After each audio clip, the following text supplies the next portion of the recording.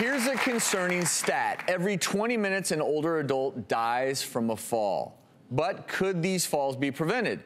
A new product claims to predict a fall 3 weeks before it happens, but the question is, how would this even work? Well, it comes down to how fast a person walks. Researchers at the University of Missouri have developed a technology. It uses infrared monitors so that it can detect subtle changes in an elderly person's health that may lead to a serious fall. Changes in gait, changes in speed. And I have to say, I love this concept. Well, I love it too, but I don't quite understand it. Let's just say your gait has slowed down and your doctor's notified, and then he calls, he's like, hey, Gertrude, stay in bed for the next 2 weeks? Like what? Well, no, so this is the issue with this technology, which is not yet available. Let's look at a little action pattern here. This is using highly complex infrared sensors so that subtle changes in gait and speed. Tall. I know that guy. What I will say, what I don't like about the possible use of the technology is they're talking about notifying the doctor every time this happens.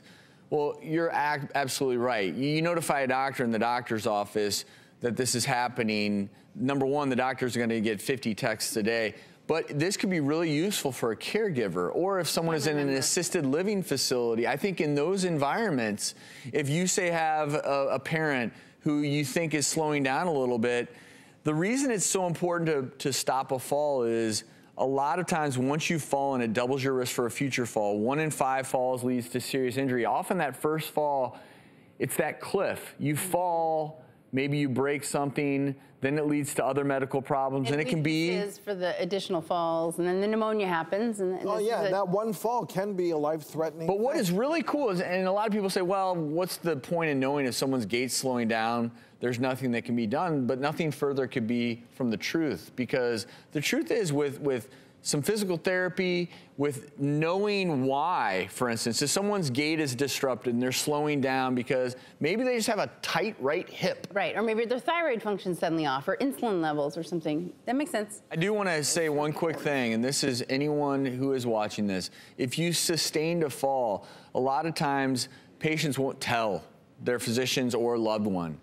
The issue is that if you hide the fact that you've fallen and you then avoid your normal daily activities, unfortunately, that fear of a future fall without getting the help you need, that in and of itself makes it more likely you'll fall again. Because then instead of walking around normally, everything you're doing is cautious, right, you'll experience potential further declines. And so that's why it's so important if you've sustained a fall to let someone know and figure out why that fall occurred. We'll be right back.